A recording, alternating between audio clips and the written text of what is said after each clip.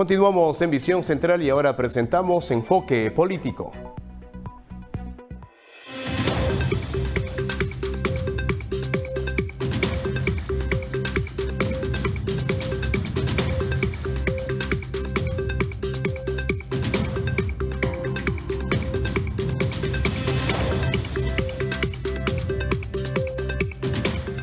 Muy bien, vamos a hablar hoy acerca de estas nuevas voces que se escuchan una vez más en el Congreso de la República sobre la aplicación de la pena de muerte para extorsionadores, para los secuestradores, y esto se da en medio de esta inseguridad ciudadana que se vive en el país.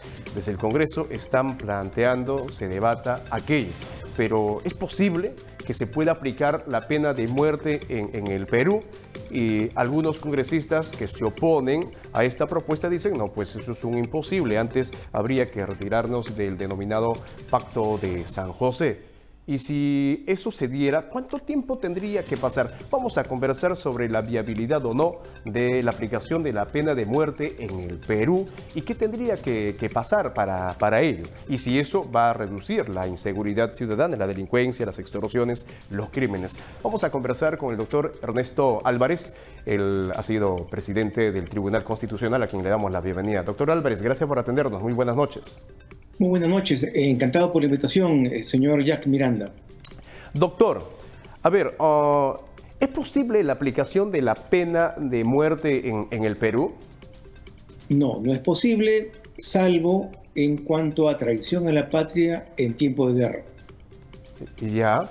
Entonces, ¿por qué se propone esto en el Congreso de la República? ¿Qué tendría que suceder para que se pueda debatir la aplicación de la ejecución a una persona que, por ejemplo, la propuesta es ahora para los extorsionadores, para los secuestradores? ¿Qué tendría que suceder para que se empiece a debatir la pena de muerte? Tendría que haber un proyecto de reforma constitucional. Ajá. Ese proyecto de reforma constitucional podría tener la mitad más uno de los votos del Congreso más un referéndum aprobatorio o 2/3 sucesivos en 2 sendas legislaturas ordinarias en el Congreso. No es tan difícil aprobarlo. El problema es de que la Constitución misma indica de que uno de los límites al poder constituyente derivado, o sea, a la reforma constitucional, es precisamente los recortes obvios e evidentes a los derechos humanos. Por tanto, podría haber una demanda de inconstitucionalidad contra esa ley aprobada ante el Tribunal Constitucional. Por otro lado, si el Tribunal Constitucional dijera de que es infundada la demanda, o sea, convalidara la reforma constitucional, el otro escollo sería la propia Corte Interamericana, porque no es posible retirarse del sistema, digamos, del aspecto jurídico, coercitivo del sistema interamericano de protección de los derechos humanos, que es la Corte Interamericana, por hechos producidos dentro del año de haber declarado la salida del Estado. Ahora, y a eso se suma un tercer elemento. El elemento de que el problema del Perú no es la pena en sí. Ajá. Podemos ponerle el corte de la mano, corte de los dedos, del índice y del dedo medio para que nunca pueda disparar esa persona. El problema no está allí. El problema para los delitos que afligen a la ciudadanía, asaltos, secuestros, extorsiones, es básicamente el que la policía no tiene mayores incentivos ni mayor protección ante los jueces para intervenir, para eliminar o para abatir a los delincuentes. Entonces, si queremos hacer algo más allá del gesto político y si de verdad un gobierno y una mayoría parlamentaria quieren atacar ese problema para generar estabilidad política y, ¿por qué no?, legitimidad política, que sería una estrategia válida. tendrían que atacar de forma transversal en el sector interior, sector justicia, en el Congreso, etcétera, el problema de la criminalidad. Me explico. Lo principal es cómo hacer para que sea fácil para el policía aplicar inteligencia policial y luego la fuerza legítima en defensa de la sociedad para capturar al delincuente. Y allí ya hay un problema, porque el delincuente normalmente se va a victimizar, va a decir que el policía lo atacó, que el policía le sembró armas, que el policía, etc. Ajá. Y además el policía está desprotegido, porque los fiscales y algunos jueces están actuando en contra de cualquier resultado de muerte, por ejemplo, del delincuente que se resiste a ser detenido. Por tanto, lo natural, lo que el ser humano reacciona, es de que evitar disparar a un delincuente, y por eso es que encontramos muchas veces que los delincuentes o la banda fue rodeada, pero lograron escapar. Luego está el tema del fiscal. El fiscal tiene que, junto con el policía, hacer una labor prácticamente intelectual, una labor literaria, para que el informe policial que va a ir donde el juez penal sea perfecto, porque cualquier elemento va a servir para subterfugio del abogado defensor del delincuente. Recordemos que el Código Procesal Penal fue elaborado por penalistas litigantes, defensores de los delincuentes.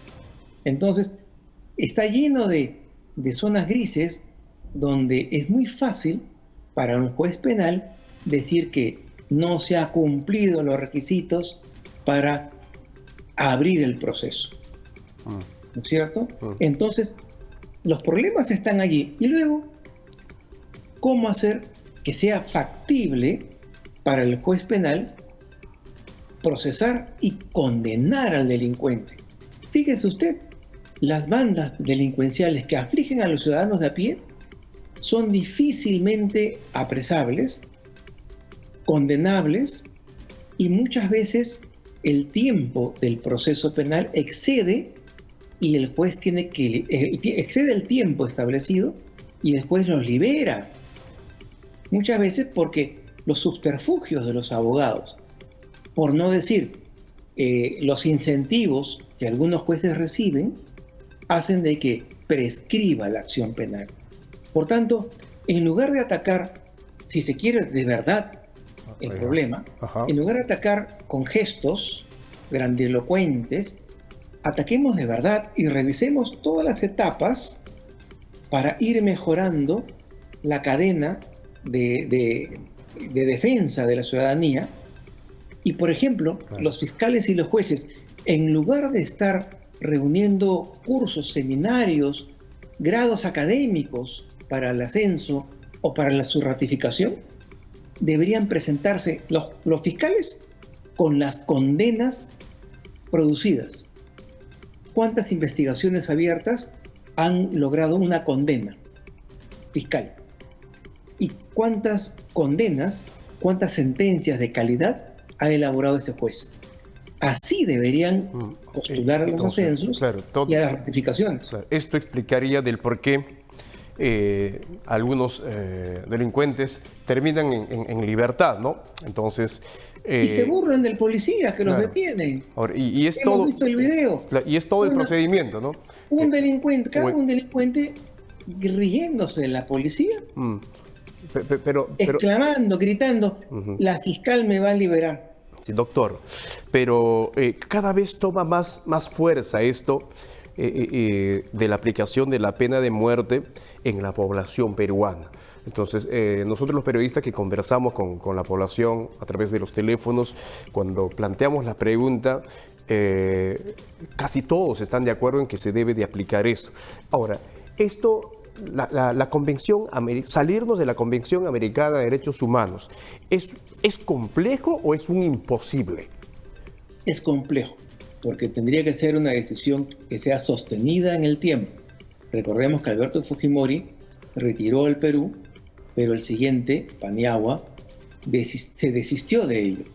Entonces tendría que haber un sistema de partidos en el Perú, donde los dos partidos principales permanentes estuviesen de acuerdo con la misma política, cosa que cuando se produzca una renovación presidencial, una renovación parlamentaria, el partido que obtenga la nueva mayoría mantenga la misma decisión. Cosa que es imposible en el Perú porque no tenemos dos partidos capaces de gobernar como en otros países, sino tenemos ahora aproximadamente 40 agrupaciones electorales, muy pocos partidos, y cualquiera puede gobernar. O sea, las presidenciales en nuestro país es prácticamente una tinca. Entonces, no habría una estabilidad en la decisión que se tomara hoy, por ejemplo. Ahora, pero si el Congreso decidiera, digamos, mañana deciden poner a debate y están en mayoría de acuerdo. Primero, ¿cuál es el procedimiento? Hay que denunciar hay que renunciar a la Convención Americana. O sea, hay que salirnos del Pacto de San José para luego en el Congreso debatir en el Pleno la aplicación de la pena de muerte. No necesariamente podría ser paralelo. Podríamos acordar la pena de muerte como una reforma constitucional, porque habría que ampliar las causales. Y paralelamente, convencer al gobierno, cosa también improbable, de que comience el proceso, que es largo, de salida del Perú de los alcances jurisdiccionales de la Corte Interamericana. ¿Cuán largo es ese proceso? ¿Un año? ¿2 años? Los efectos tardan un año en producirse y el procedimiento en sí también tarda un año. O sea, hablamos de 2 años. En el supuesto de que se logre, como ya hemos mencionado, es susceptible de control por el tribunal, que podría traer abajo todo, o por la propia Corte, porque todavía conservaría jurisdicción hasta después de un año de haberse producido los hechos. Y imaginémonos que lo logramos. El problema está justamente en cómo llevar a estos delincuentes a una condena. O sea, imagínense cuántas bandas delincuenciales tenemos en las calles. ¿Vamos a lograr pena de muerte para cada uno de ellos? No lo vamos a lograr. ¿Y por qué? ¿Porque fallan los operadores de justicia? Jueces y fiscales han sido actualizados, han sido capacitados por ONGs de izquierda. Entonces todos tienen el chip de que el delincuente es un ser humano que ha sido malogrado por la sociedad. ¿No es cierto? Es una persona pobre que ha optado por delinquir, por la pobreza, por los vicios que la sociedad le ha inculcado. Por eso es que vemos, por ejemplo, que es muy difícil aprobar el hecho de que un ciudadano o el bodeguero o el farmacéutico pueda sacar un arma y defender su negocio, defender a su familia con un arma de fuego. Lo que usted nos dice, doctor Álvarez, es de que las ONGs, estas de izquierda, ven al delincuente como una víctima de la sociedad. Supuesto. Y además, tenga usted en cuenta de que para todos los actores, a todos los agentes políticos como estas ONGs de izquierda, el objetivo principal que tienen es de lograr un cambio profundo en la sociedad, vale decir, cambio de sistema. Por tanto, ellas jamás van a propender la satisfacción o la seguridad o la estabilidad de las personas en esta sociedad, en este sistema. Ellas están interesadas en boicotear todos los intentos para generar seguridad. Entonces, claro, si yo tengo como objetivo primordial que la gente sea ignorante, no puedo enseñar correctamente en educación. O sea, igual, o sea, si mi objetivo primordial, final, es cambiar de sistema, convencer a la gente que este sistema no sirve, entonces todos los actos que yo realizo es para malograr el sistema. Si capacito a juez, es para malograr la justicia. Entonces, hay una manipulación Por supuesto, del y sistema. esto viene de hace muchos años. Ajá. Por tanto, por eso vemos que un policía se defiende, o sea, defiende a los ciudadanos, abate a dos delincuentes con su arma reglamentaria Ajá. y luego es condenado Ya. a más de Entonces, 10 años como si fuera un asesino. ¿cuánto beneficia a nuestro país? Ayer escuchaba al congresista Jorge Montoya decir hay que retirarnos de la Corte Interamericana de Derechos Humanos. Bueno, hablaba de la Convención Americana. Hay que salirnos del Pacto de San José, y él hablaba de nuestra soberanía. El estar en la Convención Americana de Derechos Humanos atenta a nuestra soberanía. ¿Cuánto le ha beneficiado al Perú?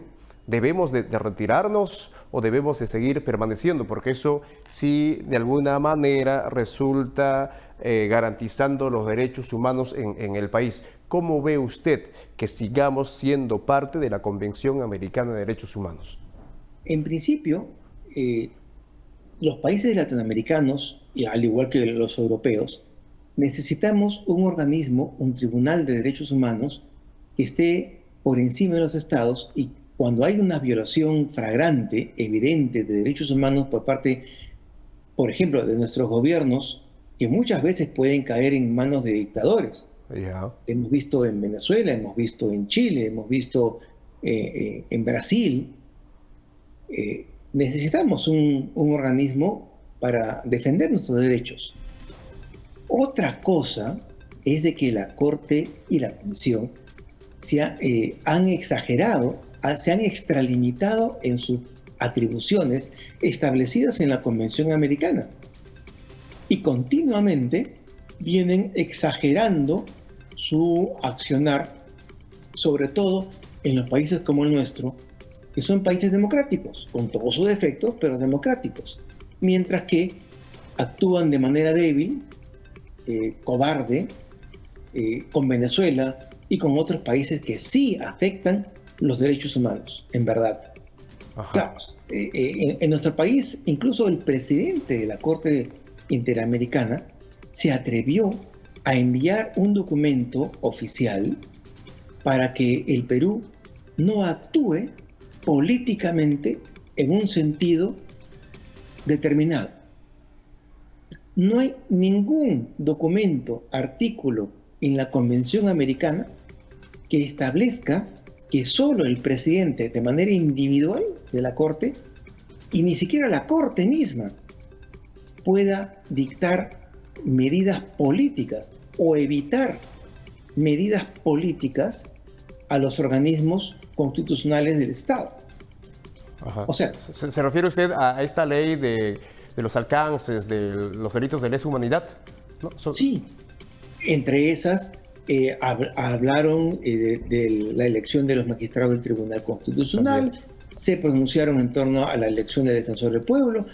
O sea, ya son partícipes de la política interna del Perú, cuando el sistema es un sistema subsidiario. O sea, primero actúa la justicia peruana y luego, si es que se observa una violación flagrante de derechos fundamentales, de derechos humanos, es que recién actúa el sistema interamericano. Es la Corte Interamericana que hace unos años determinó que el Estado peruano le pague a Lori Berenson, aquella terrorista, una reparación de $30.000.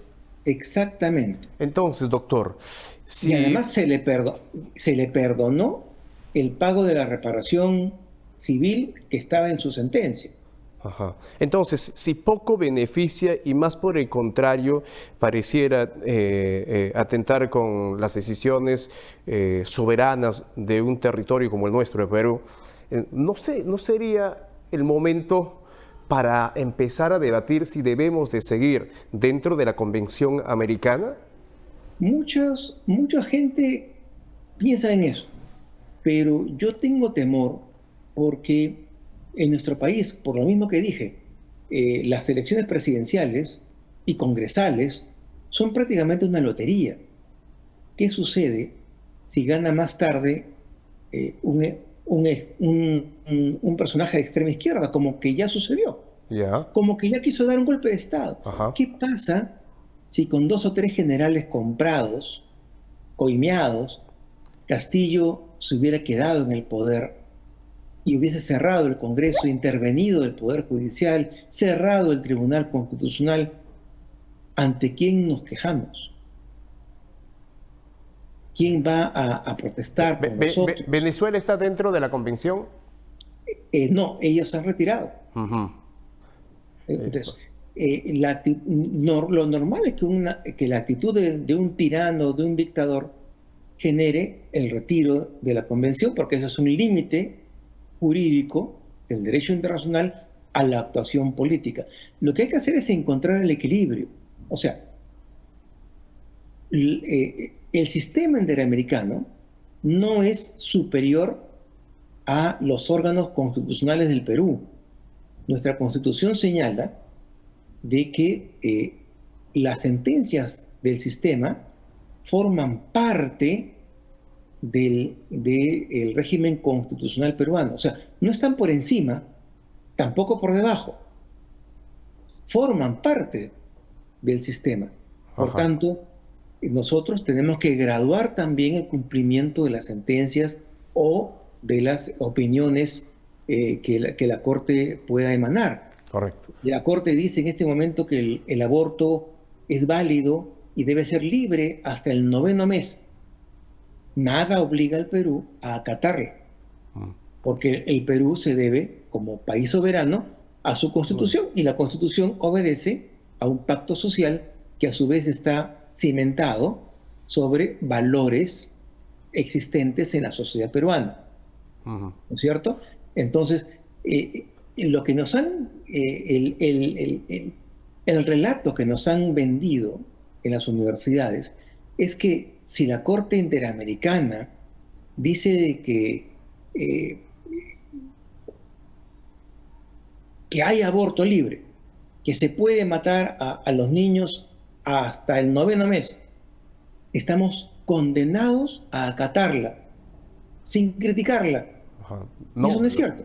los países pueden tomar su propia Por determinación. supuesto, Ajá. dentro de los alcances de su Correcto. propia constitución. Correcto. Habría que Como que mejorar. hay, como que las sentencias emanadas de la Corte, estadísticamente, hay un 40% de sentencias que no han sido cumplidas. Ujú. O sea, que no se nos venda la idea de que la Corte es un gobierno supranacional al cual todos estamos subordinados por completo. No es Correcto, así, aquella no es aclaración, cierto. doctor Álvarez. Así es. Muy bien, doctor. Importante poder escuchar el análisis que hace usted en medio de estas propuestas, una vez más, en el Congreso de la República sobre la aplicación de la pena de muerte. Habría que mejorar el trabajo que realizan los fiscales, los jueces, los operadores de justicia, que terminan ante la indignación de la población peruana liberando a delincuentes. Exactamente. Ajá. Muchas gracias, doctor A usted Álvarez, las gracias, por su muy tiempo. amable. Muy bien, que le vaya muy bien. Hemos hablado con el ex presidente del Tribunal Constitucional, Ernesto Álvarez Miranda, él aplicando su criterio y su análisis respecto a esta decisión. No es un imposible, nos dice la aplicación de la pena de muerte, pero hay que mejorar el trabajo que realizan los fiscales y los jueces. Pero para la aplicación de la pena de muerte sí habría que retirarnos de la Convención Americana de Derechos Humanos, pero eso de alguna manera generaría una desprotección a un Estado como el nuestro, Perú, que pertenece a esta convención ante, digamos, la aparición de un dictador como ocurre en Venezuela y estaríamos supeditados a ello, ¿no? Entonces la Corte en ese caso sí intervendría y podría ayudar a un país ante el peligro de una dictadura. No pueden con Venezuela porque Venezuela se retiró de la Convención Americana.